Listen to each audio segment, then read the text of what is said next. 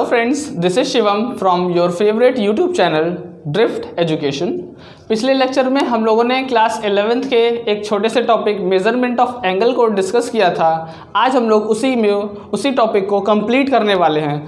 तो स्टार्ट करते हैं। अगर आप हमारे चैनल पर नए हैं तो हमारे चैनल को लाइक और सब्सक्राइब जरूर करिएगा। चलिए स्टार्ट करते हैं।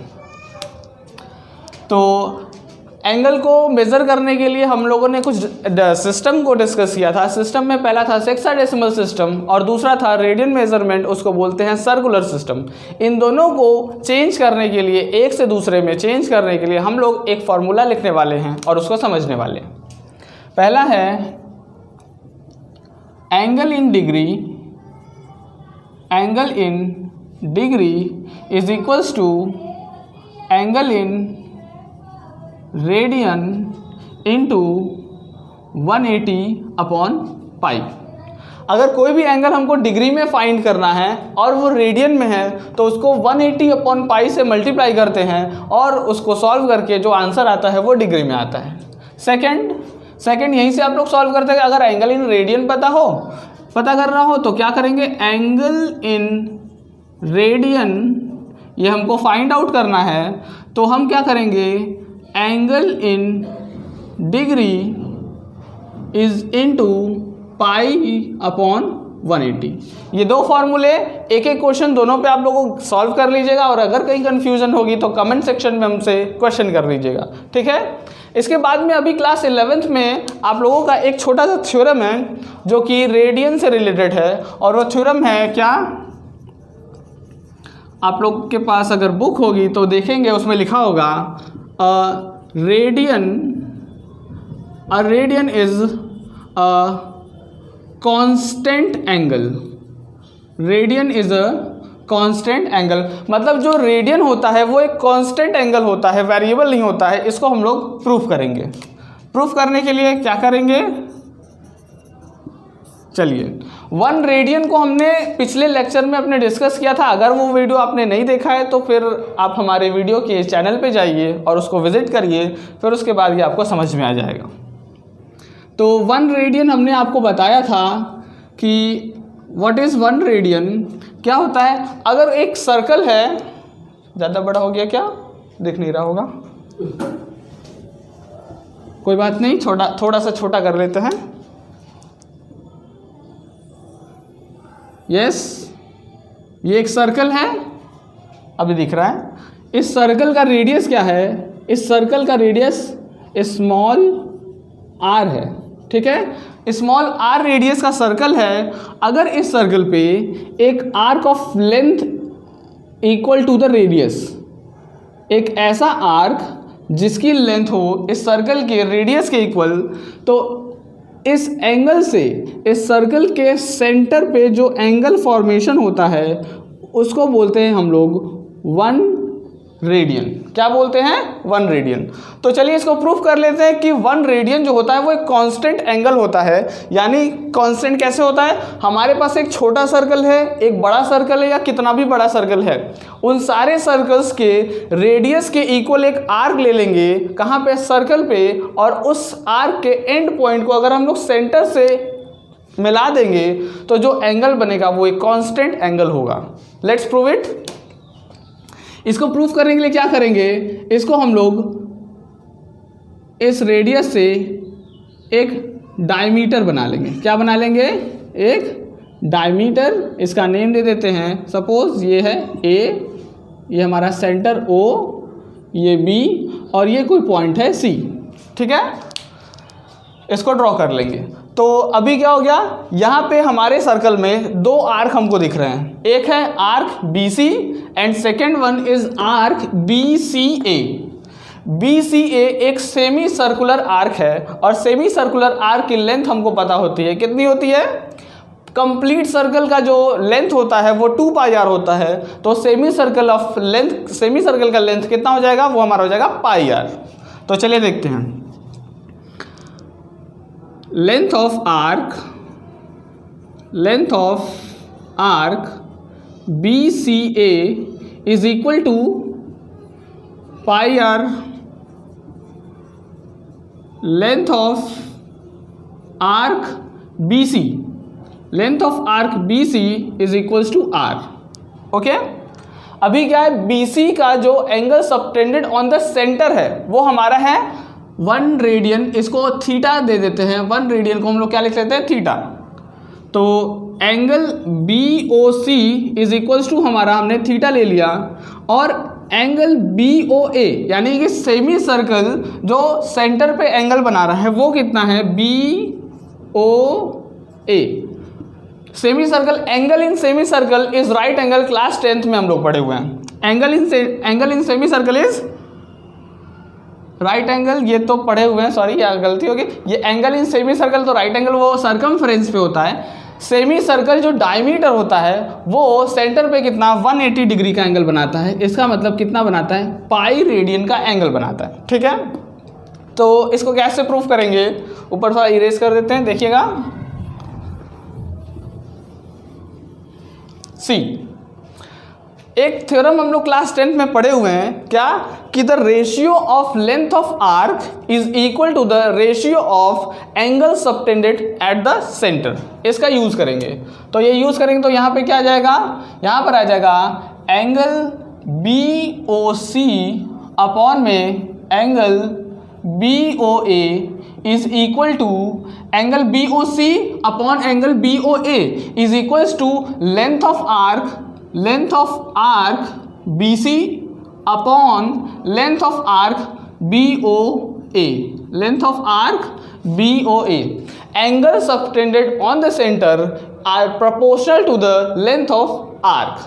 चलिए वैल्यू पुट करते हैं, वैल्यू पुट करेंगे तो हमको मिलेगा B O C is theta, B O C is theta upon what is B O A, B O A is pi and this is equal to BC, BC is R and BOA arc BOA not, it's BCA, it's BCA ये हमारा होता है BCA, यहाँ पर भी हो जाएगा BCA not BOA, BOC, ये ठीक था, BCA, yes, here is pi r। इसको हम लोग सॉल्व करते हैं, तो देखिए क्या मिलता है, पाई हमारा उधर जाएगा तो थीटा डिग्री की वैल्यू क्या आ जाएगी, पाई r upon pi r, cancel out 1। देखिए हमको जो angle subtended on the centre मिला वो कितना मिला, 1। इसका मतलब 1 क्या है, कांस्टेंट है, तो this is proved angle in radian is a constant angle, hence proved। ठीक है, चलिए आगे चलते हैं। नेक्स्ट थ्योरम आपका है the relation between length of arc, angle subtended on the centre and radius. ठीक है, नेक्स्ट थ्योरम है हमारा थ्योरम कि if a circle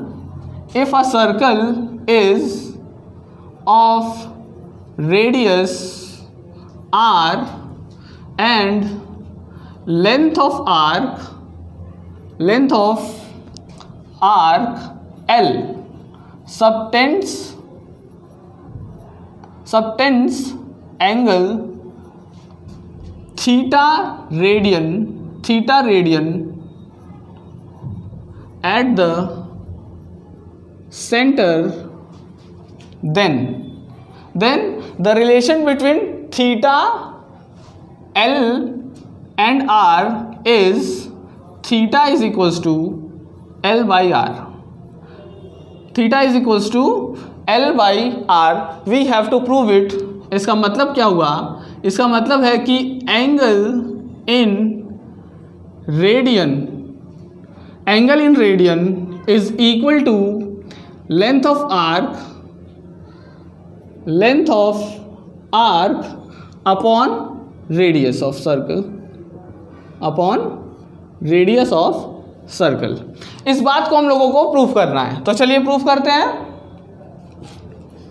प्रूफ करने के लिए फिर से हम क्या करेंगे, एक छोटा सा सर्कल बनाएंगे, क्या बनाएंगे, एक छोटा सा circle. This is a circle, इसका रेडियस कितना ले लेंगे, मान लेते हैं इसका रेडियस क्या है, r, रेडियस r, और इसमें 2 आर्क ले लेते हैं, ठीक है, 2 आर्क, एक आर्क है हमारा रेडियस के इक्वल, एक आर्क जो है हमारा क्या है, रेडियस के इक्वल, और इसका एंगल एट द सेंटर ये हमको पता होता है, ये अभी जस्ट हमने प्रूफ किया है, क्या ये होता है हमारा 1 रेडियन। एक और आर्क इसमें ले लेते हैं, एक और आर्क, उस आर्क की लेंथ हम लोग क्या लेते हैं, इस आर्क की लेंथ ले लेते हैं स्मॉल l, और मान लेते हैं कि इसका एंगल क्या है, इसका एंगल है थीटा रेडियन, ठीक है। ये सारी चीज़ें हमारे गिवन में हो जाएंगी, इसको प्रूफ करेंगे, प्रूफ करने के लिए सेम थ्योरम अप्लाई करेंगे, अप्लाई करेंगे तो क्या लिखेंगे, चलिए इसका नेम दे देते हैं O A B C, ठीक है, तो O A B C। तो अभी जो थ्योरम हम लोग क्लास 10th में डिस्कस किए हैं वो थ्योरम को आगे बढ़ते हैं, तो हम लोग क्या लिखेंगे कि angle AOB upon angle AOC is equal to length of arc AB upon length of arc AC, ठीक है, अभी जस्ट डिस्कस किया था, उसी को आगे बढ़ते हैं। तो will get what is angle AOB, angle AOB is of 1 radian upon angle AOC is theta radian, this is equal to arc AB is of length R upon arc AC is of length L। इसको reciprocal करते हैं तो हमको मिलता है theta radian is equals to L by R। बहुत easy theorem, I hope आप सबको समझ में आ गया होगा, theta is equals to L by R। But यहाँ एक इम्पॉर्टेंट बात है, थीटा लिखा तो है यहाँ पे, हम बोल भी रहे हैं कि theta radian is equals to L by R, but जब इसको कैलकुलेशन करते हैं तो हम ये भूल जाते हैं कि यहाँ पे थीटा की वैल्यू हमको रेडियन में रखनी है, डिग्री में नहीं रखनी है। ये बहुत इंपॉर्टेंट बात है। वेयर लिख देता हूँ, where theta is equal to angle in radian. L और R के बारे में आप लोग को पता है, L is the length of arc and R is the radius of circle. तो ये एक छोटा सा थ्योरम था, आई होप आप सबको समझ में आ गया होगा। चलिए कुछ क्वेश्चंस कर लेते हैं जिससे इसके बारे में कंफ्यूजन क्लियर हो जाए।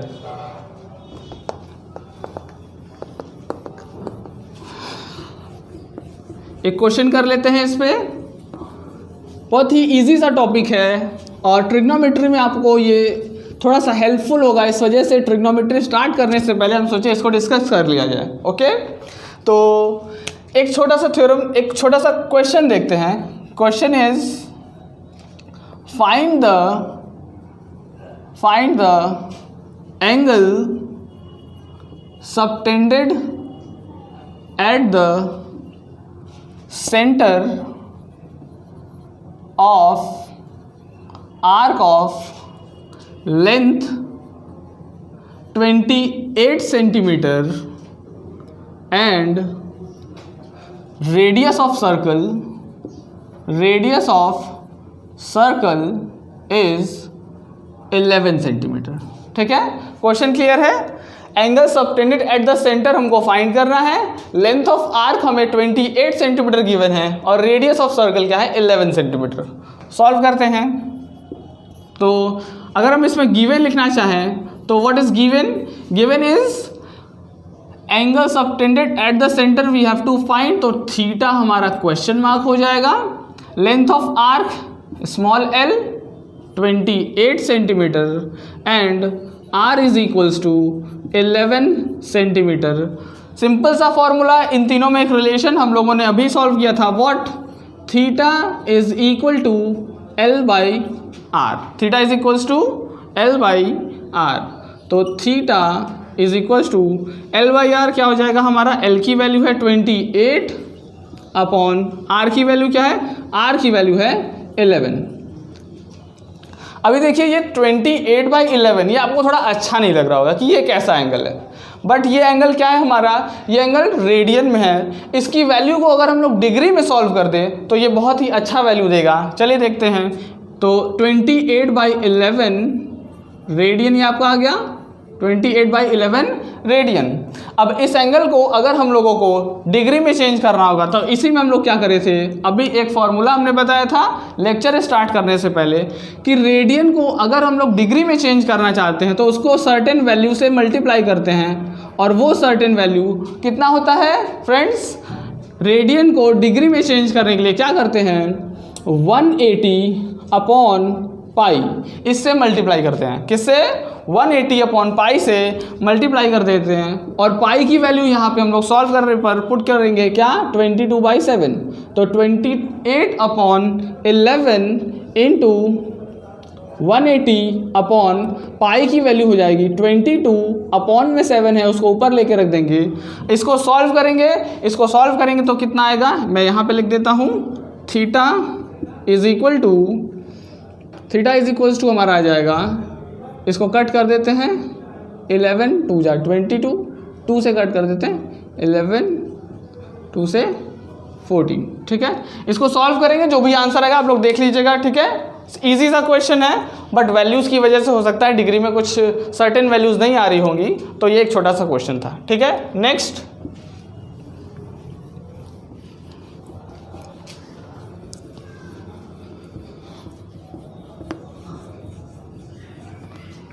नेक्स्ट, एक बहुत इंटरेस्टिंग सा टॉपिक है जो कि क्लॉक के बारे में है। क्लॉक, यस, घड़ी के बारे में।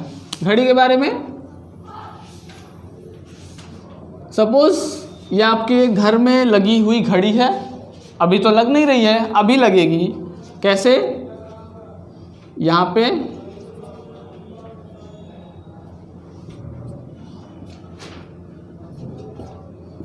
हाँ, अब ये कुछ घड़ी जैसा लग रहा होगा, ये 12 हो सकता है, 6 3 9, बाकी का अंडरस्टूड हो जाएगा। ये है निडल।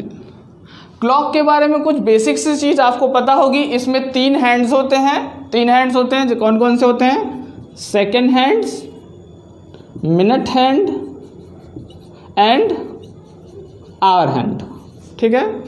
इन तीनों के रेवोल्यूशन का कुछ फिक्स टाइम होता है, और किसी सर्टेन इंटरवल ऑफ टाइम में कुछ ये सर्टेन एंगल को क्रॉस करते हैं। तो अगर आप ध्यान से देखिए तो अगर एक निडल है यहाँ पे, दिस इज अ निडल और हैंड ऑफ अ क्लॉक, अगर ये आपके क्लॉक का आवर हैंड है, आवर वाली हैंड, घंटे वाली निडल है, तो ये 360 डिग्री जब भी कंप्लीट करती है, आवर वाली निडल 360 डिग्री कंप्लीट करती है तो वो 12 घंटे 12 आवर्स कंप्लीट हो जाती है।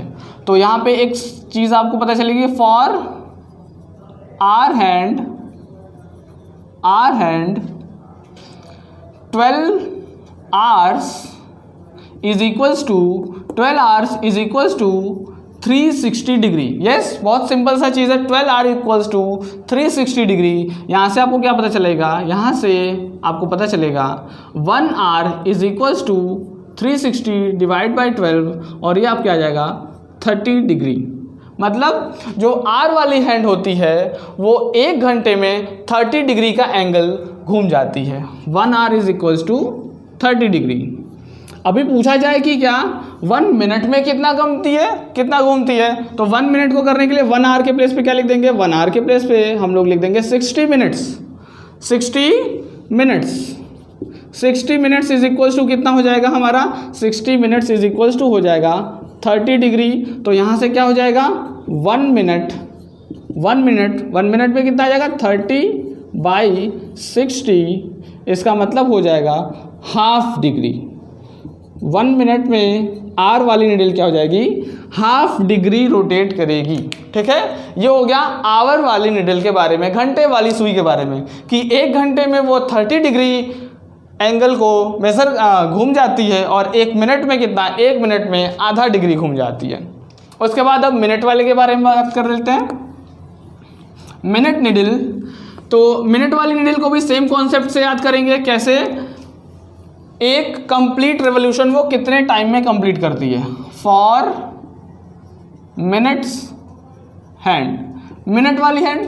अब बताइए मिनट वाली नीडल जब एक कंप्लीट रेवोल्यूशन कर लेती है तो वो 1 घंटा कंप्लीट करती है। ठीक है, आप सबको पता होगा। तो लिखेंगे 1 आवर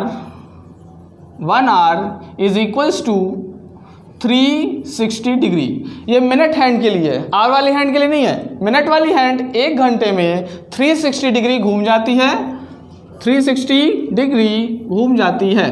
तो अब 1 मिनट में कितना घूमती है इसको भी जान लेते हैं। 1 मिनट में लिखने के लिए 1 आवर के प्लेस पे हम लोग लिखेंगे 60 मिनट्स।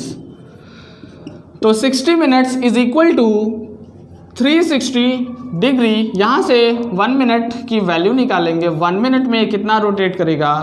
360 डिवाइड बाई में 60, और इसको सॉल्व करने पर मिलेगा 1 minute is equals to 6 degree. मतलब जो हमारी मिनट वाली सुई है, मिनट वाली निडल है, वो 1 मिनट में 6 डिग्री घूम जाती है। ठीक है फ्रेंड्स, आई होप आप सबको समझ में आ रहा होगा। नेक्स्ट है हमारा, नेक्स्ट है सेकेंड हैंड, सेकेंड वाली सुई। तो फॉर सेकेंड हैंड, ये सेकेंड दूसरा वाला सेकेंड नहीं है, आपके टाइम वाला सेकेंड है। ठीक है, तो सेकेंड हैंड वाला सुई जब एक कंप्लीट रेवोल्यूशन करता है तो फिर वो कितना टाइम कवर करता है? वो टाइम कवर करता है 1 मिनट। ठीक है, तो 7 सेकेंड वाली जो निडल है वो 1 मिनट में एक कंप्लीट रेवोल्यूशन कंप्लीट करता है, तो ये 360 डिग्री के इक्वल हो जाएगा। तो 1 मिनट में वो 360 घूम जाता है। अब 1 सेकेंड में कितना घूमता है? 1 सेकेंड में घुमाने के लिए इसको 1 मिनट के प्लेस पे हम लोग लिख देंगे 60 seconds. 60 seconds is equal to 360 degree. तो यहाँ से 1 सेकेंड इज इक्वल्स टू आपको मिलता है 360 अपॉन में 60। तो 1 सेकेंड इज इक्वल्स टू आप सॉल्व करेंगे 6 डिग्री। 1 सेकेंड में 6 डिग्री घूम जाती है। अब चलिए इस पे एक बहुत ही इंटरेस्टिंग सा क्वेश्चन कर लेते हैं, जो आई होप अगर मैं अभी पूछूं तो आप ज़रूर गलत बताएंगे। चलिए, अगर आप अभी का टाइम देखेंगे तो अभी मैं अपना टाइम देखूं तो इस समय मेरी घड़ी में 7:20 हो रहे हैं। ठीक है, इस समय मेरी घड़ी में, इस समय मेरी टाइम मेरे मोबाइल में 7:20 हो रहे हैं। तो अभी हमको ये जानना है कि इस टाइम पे जो मेरी आर वाली निडल है और जो मिनट वाली निडल है उसके बीच में एंगल कितना बन रहा है। ठीक है, इसको बना करके भी दिखा देते हैं। ये आपका 12, 6, 3, 9, यहाँ पे आपका 7 होगा, 4, 5, बाकी का चाहे तो लिख सकते हैं 1, 2, 10, 11। ठीक है, तो 7:20 टाइम क्या हो रहा है? It's 7:20 PM। 7:20 PM के लिए क्या करेंगे? एक आर वाली निडल होगी जो हमारा 7 के आसपास होगी, 7 से थोड़ा आगे होगी। आई होप आप लोग जानते होंगे 7 पे, और 20 मिनट्स मतलब कि ये हमारे कहाँ पे आ जाएगी 4। ठीक है, तो इस टाइम में इन दोनों निडल्स के बीच में एंगल कितना बन रहा है ये हमको फाइंड करना है। ठीक है, what is the angle between hour needle and minutes needle? तो देखिए, इसको 2 तरीके से मैं आपको बताता हूँ। दोनों तरीका आई होप आप सबको समझ में आएगा, और जो अच्छे से समझ में आए वही आप अप्लाई करिए। इसको फाइंड करने के लिए क्या करते हैं? सपोज ये जो हमारी आर वाली निडल है वो एक्चुअल में टाइम तो इस समय 7:20 हो रहे हैं, 7:20 हो रहा है। तो आपको पता है ये जो आर वाली निडल है वो एग्जैक्ट 7 पे नहीं होगी, 7 से थोड़ा सा शिफ्ट कर जाएगी, क्योंकि 1 घंटे जैसे ही कंप्लीट होता है डायरेक्ट वो 7 से 8 पर तो आती नहीं है। हर 1 मिनट में ये हमारी जो आर वाली निडल है वो हाफ डिग्री घूमती जाती है। ऐसे 20 डिग्री में वो कुछ घूमी होगी।